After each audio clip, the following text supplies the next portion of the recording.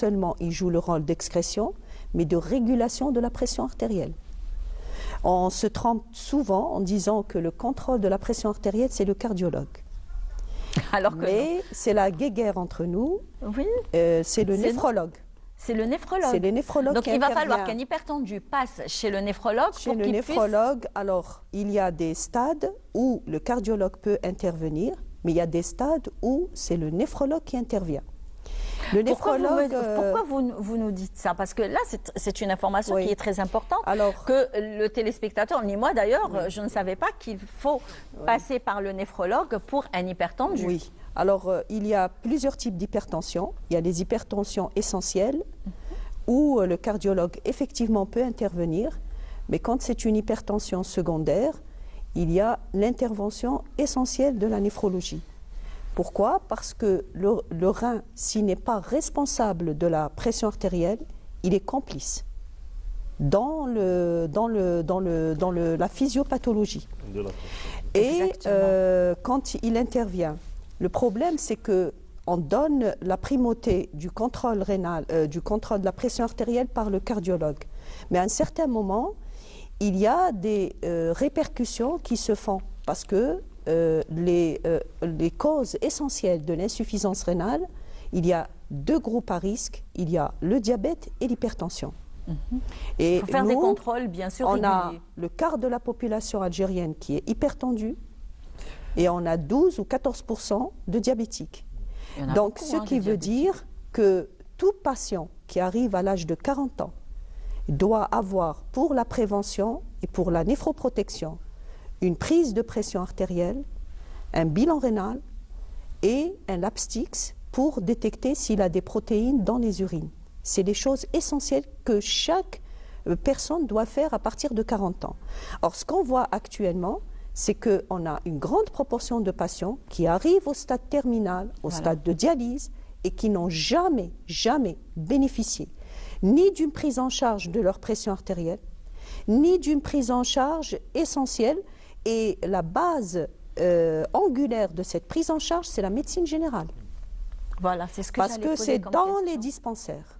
C'est ce que j'allais poser comme question. C'est le dépistage de toutes les affections chroniques qu'on appelle les maladies non transmissibles, qui sont essentiellement le diabète et l'hypertension, se fait essentiellement par la médecine générale. Et après, il y a un côté de prise en charge de la cardiologie. C'est vrai, ils prennent le cœur parce qu'il y a des retendances dans le cœur, mais il y a une grande partie où c'est le néphrologue doit prendre en charge. Donc s'il y a des traitements, et je dis bien des traitements, que le néphrologue doit intervenir pour utiliser ces traitements dans le traitement de l'hypertension, c'est essentiel parce qu'on utilise des traitements qui sont néphroprotecteurs parce que le traitement de l'hypertension, ce n'est pas un traitement symptomatique de la pression artérielle, c'est la maladie. Parce que la tension touche tout. Elle peut donner des complications neurologiques, des complications cardiologiques et des complications néphrologiques. Et vous savez que si vous voyez à l'OMS, vous verrez que la fréquence de la mortalité, la cause de mortalité, la plus importante dans les populations en général, c'est la mortalité cardiovasculaire. Ah oui. C'est la pression artérielle. Donc il faut absolument qu'il y ait cette notion, parce qu'on essaye, nous, de nous battre pour essayer de mettre en place la prise en charge concernant la néphroprotection, parce que c'est le travail du néphrologue. Le néphrologue, il intervient avant qu'il y ait donc cette histoire de l'insuffisance rénale et qui atterrit au stade terminal. Et là, c'est très important et c'est la raison pour laquelle on s'est associé à l'urologie, parce que la lithiase peut compliquer et on peut avoir ensemble, lui, il est néphroprotecteur sur le plan chirurgical et moi, c'est sur le plan médical. Donc, on se complète. Et c'est la raison pour laquelle on a fait cette journée. Notamment, on a parlé des lithiases. Oui. Alors, eux, ils interviennent sur le plan chirurgical, mais nous, on intervient sur le plan néphroprotection. Quand quelqu'un fait un épisode de lithiase, on s'en fout, bon, ça y est, mais s'il récidive, ça veut dire qu'il y a une cause Et la cause, c'est le néphrologue qui intervient pour que le malade ne fasse plus un autre épisode de lithiase. Parce qu'il y a l'environnement, les facteurs lithogènes sont liés à l'environnement que nous avons. C'est la consommation, c'est la nutrition, c'est tout. Oui. Donc il y a énormément de choses. Et puis il y a également les lithiases génétiques qui sont assez rares qu'on trouve au niveau pédiatrique et qui sont traitées. Mais certains passent le maillon du contrôle. On peut trouver à l'âge adulte, par exemple chez un jeune adulte, une lithiase qui est génétique. Et là, il y a des traitements à donner. Donc il faut essayer d'avoir... il y a des protagonistes qui interviennent, il y a le biochimiste qui va nous spécifier le type de lithiase qui est très important parce qu'après l'intervention, ce calcul doit être analysé.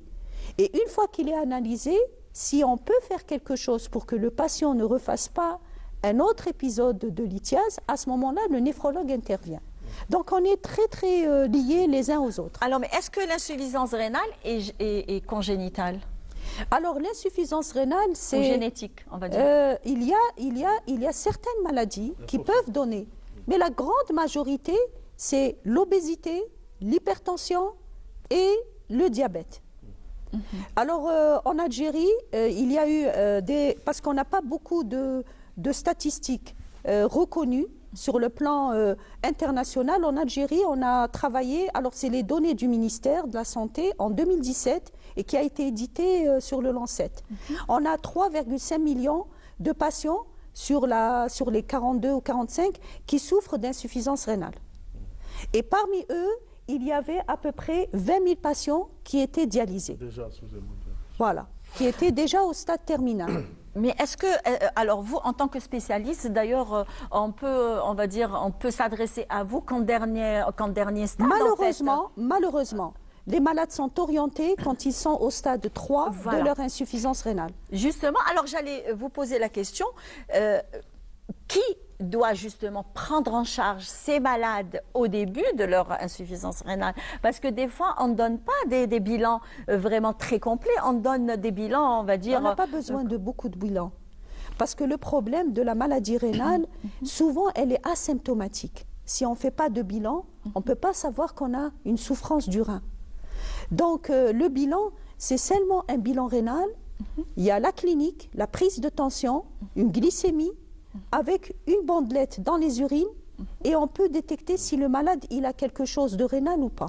Très bien. C'est ça le plus important. Et ça, c'est le généraliste qui intervient en première instance. Et j'insiste que nous avons des médecins généralistes très compétents. Effectivement, non, mais et on a un personnel de santé à l'échelle nationale une prise en charge multidisciplinaire. Il y en a certains qui peuvent même avoir...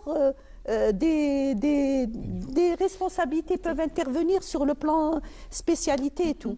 Donc, les médecins généralistes, c'est eux qui dépistent les premiers.